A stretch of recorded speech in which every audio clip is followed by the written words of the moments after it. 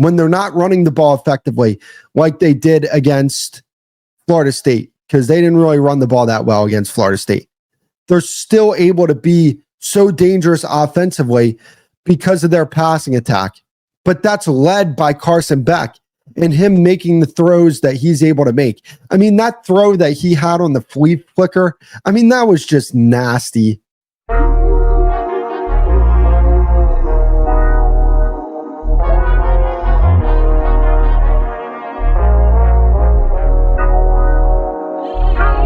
I was very impressed with what I saw from Miami in their win over Florida State. I mean, yeah, they won 28-22, but don't look at the score and think that that actually told the story of the game.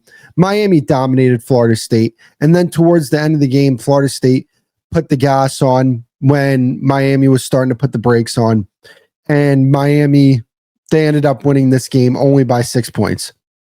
But when you watch the game, you saw that this was a dominant performance by Miami. One thing that I was a little worried about, not totally, but just I had a small bit of concern, was Miami's passing game. I am not worried about Miami's passing game anymore. Carson Beck was tremendous against Florida State, 4 touchdowns, 20 for 27, 240 yards, 8.9 yards per attempt. That is incredibly impressive by Carson Beck. They also have a pair of really, really good receivers. I mean, Malachi Toney is fantastic. CJ Daniels is fantastic. I mean, look, Malachi Toney, don't shoot the messenger. I know a little bit like Tyreek Hill. I mean, this kid's only a freshman too. That's the craziest part about it. I mean, he might be the best receiver on his team, and he's only a freshman. And this is, to me, the second best team in the country. Like, that's impressive stuff. But when you look at Miami's defense and the fact that they suck the life out of opposing teams' offenses. Opposing teams are demoralized throughout the course of the game because they have to face the Miami Hurricanes defense. I mean, that defensive line is impressive. They're great at all 3 levels of the field when you talk about this defense for Miami. And they have Corey Heatherman, the defensive coordinator. He's doing some really good things there. It's so many impressive things that I'm seeing with Miami. And again, this is the 3rd time this year where they were in a big spot. They were in a big spot against Notre Dame, against Florida, and against Florida State. And they let the nation know that these teams are not as good as them. They are a tier below this team. And when I look at Miami, I mean, how are you going to beat this team, right? Unless you're Ohio State, how are you going to beat Miami? Offensively, they're multifaceted. They didn't do great on the ground tonight. They only averaged 3.1 yards per attempt. But that's the thing with this offense. I'm still not out on this offense when it comes to running the football. I still think they're one of the better rushing attacks in the country. But what Carson Beck was able to do over the air and how efficient he was, and the fact that they can protect Carson Beck and get the ball into the hands of these playmakers that they have, that's what makes the Miami offense extremely dangerous. They have multiple ways to beat you. And they have a veteran quarterback who's doing some really, really good things. And that was my thing with Carson Beck going into this year. I thought that, yes, there was a drop-off between Carson Beck and Cam. Sure, I'll say that.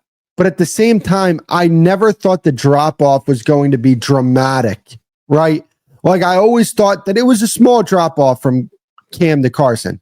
And the reason why I said that was because Carson Beck's a veteran quarterback who played his entire college career in the SEC and who was a pretty solid SEC quarterback, right? Like, we see all these young, hot-named recruits come into the SEC and they don't play to the level that Carson Beck did in the SEC, right? But so now he's in the ACC. He's playing ACC defenses. And man, he's shredding these teams. He really is. I mean, so far this year, I think he has, hold up, because I don't think they updated this. 10 interceptions, or I'm sorry, 10 touchdowns. 10 touchdowns to 3 interceptions. I mean, he had an 197.6 passer rating tonight. That's just insane. I mean, in 3 of his 5 games, 74% completion percentage, 82% completion percentage, 91% completion percentage. I mean, like, what are we even talking about here? Carson Beck is showing up and he's really playing at a high level. And if he continues to play at this level, we have to, one, start talking about him as a Heisman candidate, which, by the way, I don't think we're talking about enough, right? I don't feel like enough people are talking about Carson Beck as a Heisman candidate. Like, if Miami goes undefeated, which, by the way, if you look at their schedule, who's beating them? I mean, you have Louisville, Stanford, at SMU, Syracuse, NC State, Virginia Tech, Pitt. Who's beating them? Nobody. They're going undefeated. They're going to go undefeated, and they're going to play in the ACC championship game. And who are they going to play in the ACC championship game is my question, right? Like, this team, they're good. But not only that, because we're on the talk of Carson Beck for Heisman. Carson Beck absolutely needs to be in the Heisman conversation because he's playing at a very high level. Not only that, like, his weapons are really good. No doubt about it. His offensive line is really good. No doubt about it. But he is elevating the play of his offense. And he makes Miami's offense such a pain in the behind to deal with because of the fact that when they're not running the ball effectively, like they did against Florida State, because they didn't really run the ball that well against Florida State, they're still able to be so dangerous offensively because of their passing attack. But that's led by Carson Beck and him making the throws that he's able to make. I mean, that throw that he had on the flea flicker, I mean, that was just nasty. I mean, you're talking about so far this year, 11 touchdowns to only 3 interceptions. I mean, he's going to end up this season, you're probably talking about 30 plus touchdowns easily with less than 10 interceptions on a 71% completion percentage. I mean, I don't know. You guys tell me. Is there somebody who has a better case to be the Heisman if that's his stat line towards the end of the season? I don't think so. I think that it's very much in play that he could potentially win the Heisman. And when you think about it, right? Carson Beck going to Miami was the best thing for his NFL future. And this is the reason why I say that. Look at some of the best quarterbacks in the NFL right now, right? Let's just go top 10, right? Guys who you would put in the top 10. You have, in no specific order, Mahomes, he was a Big 12 guy. Josh Allen, he went to Wyoming. You have Joe Burrow, SEC, LSU, sure, but where did he start? In the Big 10.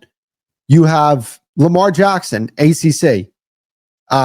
Dak Prescott, SEC, true, like fair, played his entire career in the SEC. Jaden Daniels played in the SEC. Where did he start? Started in the Pac-12. Justin Herbert, Pac-12. I mean, you could just keep going down the list of guys in the NFL who are playing the position at a very high level, and they never played their entire career in the SEC for the most part, which makes you think, hey, maybe going to some of these conferences where you're getting the opportunity to throw the ball more against weaker defenses, maybe that's actually better for your progression as a quarterback, because we're starting to see all these big recruits go into the SEC and not many of them pan out. I mean, it's just the truth. I mean, Nico Iamaleava, that was looked at as some outstanding player. And he's in the SEC and he doesn't look that great. I mean, name me the SEC quarterbacks that come into the SEC, they're a freshman or a sophomore, and they really start to progress and show that there's something. It's usually guys coming in from other conferences, transferring in. I mean, you're the best quarterback in the SEC this year. Who is it? John Mateer. He didn't play his entire career in the SEC. It's just very interesting to see that. I mean, you could even look at a guy like Bo Nix, played his entire career in the SEC, went to the Pac-12. It's just some food for thought. Just think about it, right? I mean, even like, look at this. Bryce Young played his entire career in the SEC, played at a very high level, which I actually think makes that even more crazy that he was able to play at that level in the SEC from the very first time he took a snap in that conference.